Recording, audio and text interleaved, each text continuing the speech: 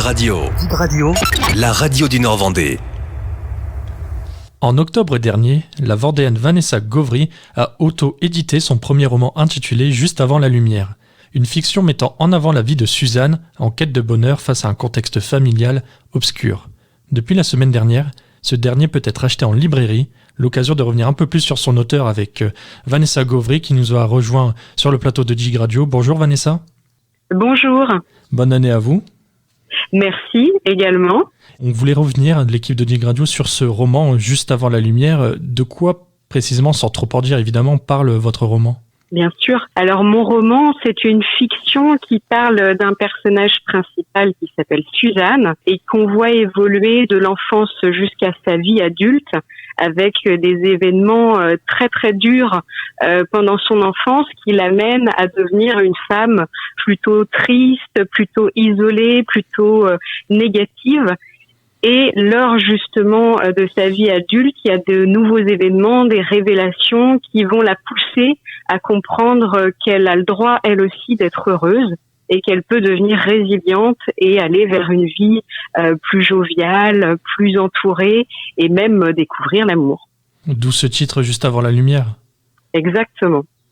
Comment justement vous est venue l'idée d'écrire votre roman ? Ce roman, c'est une fiction. Il n'y a vraiment aucun lien avec ma vie personnelle, mais c'est une fiction qui est partie en fait d'un des deux personnages, parce qu'on a Suzanne, la protagoniste, mais on a aussi un deuxième personnage important qui s'appelle Sophia. Et Sophia m'a en partie été inspirée par une de mes amies qui est décédée maintenant, mais qui m'a inspiré du coup le personnage de Sophia qui elle est pleine de joie de vivre et qui pousse son amie Suzanne justement à aller vers le bonheur. Et en quoi c'était important pour vous d'évoquer ce sujet, la violence conjugale sous toutes ses formes physiques, verbales et même sexuelles ? Alors c'était pas en fait une volonté première, c'est vraiment venu comme ça au début du roman dans mon écriture comme quelque chose de fluide, même en ne l'ayant pas du tout vécu. C'est venu comme quelque chose de très dur qui allait marquer le début du roman, qui s'est fait vraiment de façon intuitive pour justement accrocher le lecteur dans une enfance très très difficile pour justement montrer après la progression et la résilience jusqu'à la lumière, jusqu'au bonheur de Suzanne dans sa vie adulte, pour montrer vraiment le changement. De même que la narration assez descriptive, parce qu'on est vraiment dans la tête de Suzanne et d'autres personnages, est-ce que c'était une volonté pour vous d'être autant dans le détail ? Alors, vous me dites que je suis dans le détail. C'est important justement pour moi d'avoir ce type de retour. Moi, je n'ai qu'une perception personnelle de ce que j'ai écrit, donc je pensais pas que c'était forcément aussi descriptif. C'est intéressant du coup de le savoir. Je pensais pas l'être autant, donc tant mieux, j'en suis ravie. Est-ce que c'est un projet, écrire votre roman, que vous aviez déjà en tête depuis longtemps ? Oui, ça c'est un rêve de gamine en fait. Depuis toute petite, je me suis toujours dit un jour j'écrirai un livre, mais je n'ai jamais eu aucune inspiration pour écrire plus de 10 pages pendant de nombreuses années. Et puis sur les 2-3 dernières années, j'ai enfin trouvé des sujets en lien plutôt avec la spiritualité, justement le monde des défunts, la résilience, le fait de cheminer vers son bonheur, de travailler la pensée positive. C'est vraiment ces sujets-là qui m'ont permis enfin de déclencher une histoire. Et quels sont pour l'instant les retours sur votre roman ? Les retours pour l'instant sont dans mon entourage, donc tout le monde est très bienveillant et me fait des retours très positifs sur l'histoire, qui pour la plupart l'ont lu en quelques jours.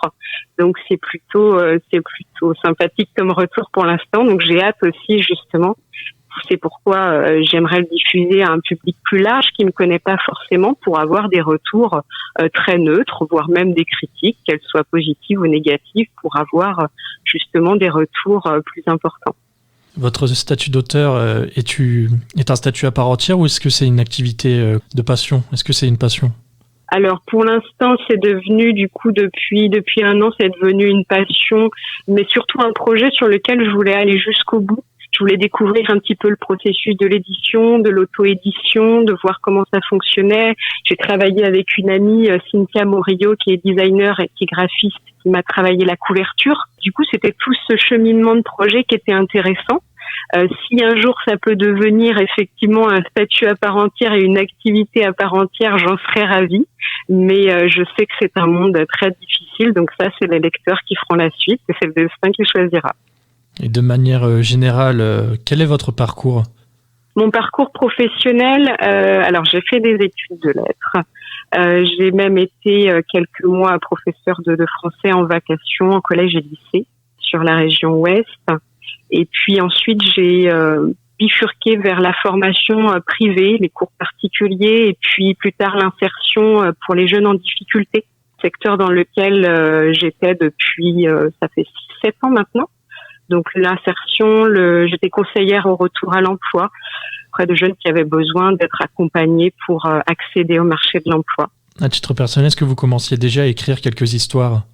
Là, j'ai commencé effectivement le 2e roman. Même si je sais que vous pouvez pas trop en dire, est-ce que ça sera sur la même thématique ou on sera totalement sur autre chose ? Il va y avoir une même thématique de fond liée effectivement toujours un petit peu au cheminement personnel qu'on doit faire, parce que le message, en même temps que de lire une bonne histoire pour s'évader un petit peu du contexte lugubre dans lequel on est, c'était aussi justement le pouvoir de s'évader pendant quelques heures en dehors du monde et pouvoir se projeter sur Suzanne ou sur le personnage de Sophia pour aller dans un autre contexte. Mais c'était aussi de passer le message que on est responsable de notre vie et de notre avenir, et si on se met en position de victime et qu'on est toujours en train de ressasser les choses qui vont pas dans notre vie, on peut pas devenir heureux, quel que soit le contexte.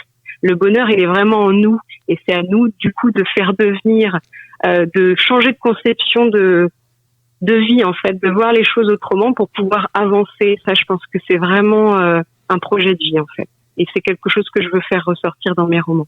Vous parliez du contexte actuel, et justement, est-ce que cette période de pandémie vous a inspiré dans ce projet littéraire ? Parce qu'il y a beaucoup d'auteurs qui ont dit que justement le contexte actuel les a beaucoup inspirés. Alors le contexte de la pandémie m'a pas forcément inspiré, parce que justement on était dans un contexte très enfermé, très isolé, qui peut justement couper la création. Et ce roman, Juste avant la lumière, j'avais terminé de l'écrire justement en février de l'année dernière, donc juste avant que se déclenche le confinement lié au Covid. Donc la période du confinement m'a plutôt permis de me pousser dans le projet du coup d'auto-édition, de préparer cette phase-là. Et vous avez également publié les 3 premiers chapitres en audio sur YouTube. Oui, tout à fait.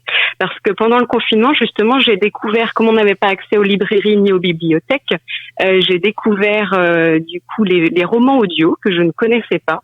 Et j'ai trouvé que ça créait une ambiance qui était différente de quand on lit un roman. Et quand j'ai publié le mien, je me suis dit, j'ai peu de moyens pour moi le diffuser, le commercialiser à ma propre échelle, puisque c'est de l'auto-édition, je n'ai pas encore d'éditeur qui peut me permettre de le distribuer plus largement. Donc je me suis dit, je vais essayer, moi aussi, d'enregistrer chaque chapitre en version audio, gratuite et accessible à tous sur YouTube, pour permettre à des lecteurs, peut-être à n'importe quel coin de la France, de pouvoir le découvrir et peut-être justement les accrocher et avoir envie de lire la suite. Vous parlez justement tout à l'heure d'un 2e roman. Est-ce que vous avez d'autres projets pour cette année 2021 ? Alors, je viens de débuter le 2e roman, donc j'en suis aux quelques premières vingtaines de pages. Donc, j'essaye de trouver où ça va aller pour pouvoir continuer du coup cette écriture-là. Donc, j'espère effectivement pouvoir l'achever début 2021. Et pour ceux qui n'ont pas encore lu votre premier livre, Juste avant la lumière, où est-ce qu'on peut le commander ? Alors, Juste avant la lumière, on peut le commander sur Librinova, qui est la plateforme d'auto-édition par laquelle je suis passée, et désormais aussi sur la Fnac, sur Amazon et dans toutes les librairies physiques de France. À partir de la semaine prochaine, normalement, il sera possible en commande partout, dans toutes les librairies. Merci beaucoup Vanessa Gauvry, auteure de Juste avant la lumière, d'avoir répondu à nos questions sur votre premier roman. Merci à vous. Dig Radio, la radio qui vous écoute.